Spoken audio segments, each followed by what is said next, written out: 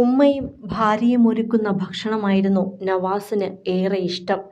എവിടെ പോയാലും വീട്ടിലെ ഭക്ഷണം കഴിച്ചാൽ മാത്രമേ നവാസിന് പൂർണ്ണ തൃപ്തി വരൂ. അതും വിഷമില്ലാത്തതും വീട്ടിൽ തന്നെ കിട്ടുന്ന എന്തുമായിരുന്നു അദ്ദേഹത്തിന് ഇഷ്ടം. അതിനുദാഹരണം അദ്ദേഹത്തിന്റെ വീടിന് ചുറ്റുമുള്ള 80 സെന്റ് സ്ഥലത്തെ ഫലവൃക്ഷങ്ങളാണ്. ചക്കയും മാങ്ങയും തെങ്ങും റംബൂട്ടാനും അത്തിയും ജാതികയും നോനിയും തുടങ്ങി അപൂർവ ഫലവൃക്ഷങ്ങളും പച്ചക്കറികളുമെല്ലാം നട്ടുനനച്ച് വളർത്തിയിരുന്നു. ഇന്നലെ വൈകിട്ട് ഷൂട്ട് കഴിഞ്ഞ് 2 ദിവസം ഞാൻ അവിടെ ഉണ്ടാകും രഹ്ന എന്ന് ഫോൺ വിളിച്ചു പറഞ്ഞപ്പോൾ തന്നെ രഹ്ന നവാസിന് ഇഷ്ടമുള്ള നെയ്ച്ചോറും കോഴിക്കറിയും ഒരുക്കി വച്ചിരുന്നു.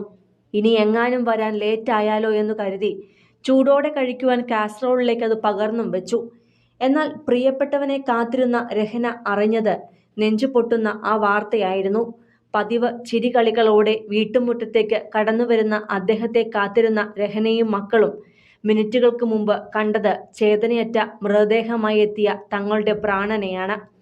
പോസ്റ്റ്മോർട്ടം കഴിഞ്ഞ് എറണാകുളം ഗവൺമെന്റ് മെഡിക്കൽ കോളേജിൽ നിന്നും ആലുവ സെൻട്രൽ ജുമാ മസ്ജിദിലേക്കാണ് മൃതദേഹം എത്തിച്ചത്.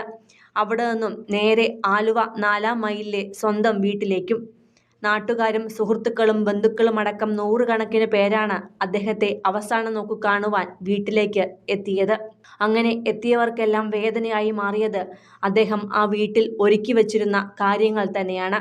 ഷൂട്ടിംഗ് കഴിഞ്ഞ് തിരിച്ചെത്തുന്ന നവാസിന് കഴിക്കുവാൻ രഹ്ന ഒരുക്കി വെച്ച ഭക്ഷണം ഇപ്പോഴും അടുക്കളയിൽ അതുപോലെ തന്നെ ഇരിപ്പുണ്ട്.